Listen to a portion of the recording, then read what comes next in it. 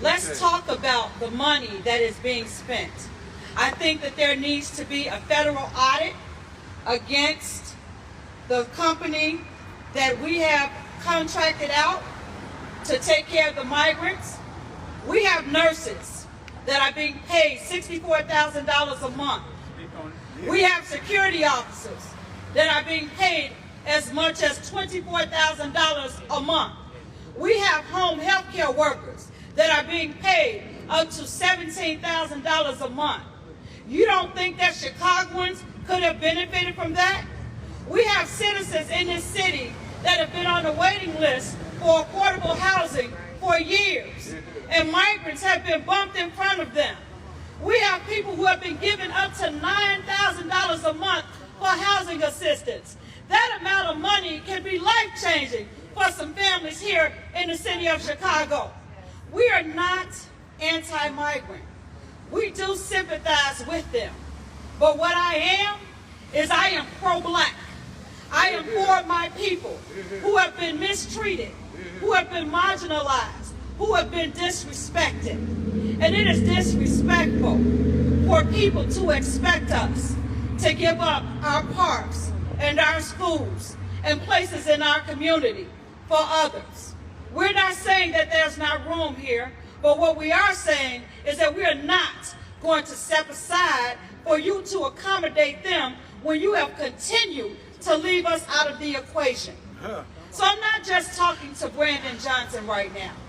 I'm talking to Governor Pritzker, and I'm talking to President Biden.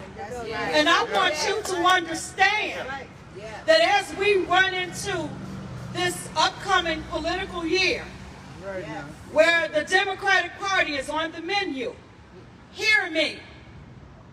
People of Chicago, of Illinois, and of the United States, it is time for us as black people to stop voting party.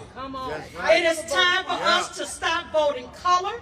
It is time for us to start voting our self-interest. And if the Democrats in the city of Chicago, the state of Illinois, and the country of USA refuses to listen to us, then it is time for us to start looking at other alternatives.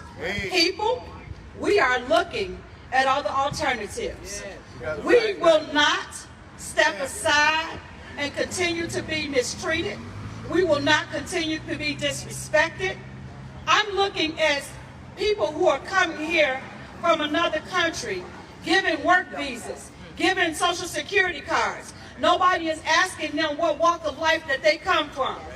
You don't think that our brothers who have been in prison, who have come out and who have changed their lives would benefit for the same opportunities that we're giving these migrants? And I'm not saying that they don't deserve those opportunities, but what I am saying is we deserve them first. What I am saying is you can't continue to put us on the back burner and think that we're going to continue to be okay with it. We've done that for long enough. And what we're saying here today is that it's no longer acceptable. We're saying to our city, we're saying to our governor that you're not going to continue to set monies aside for people who don't live here and disrespect, mistreat, and forget about us. You've forgotten about us. You have treated us as if we don't matter. And we're saying to you, you're not going to continue to do this. We're saying to you to see us. You're dumping people into our communities who are going to at some point move us out of the way. And what I say to you, if you want a glimpse into what's going to happen, look at how people of color are being treated in Venezuela right now.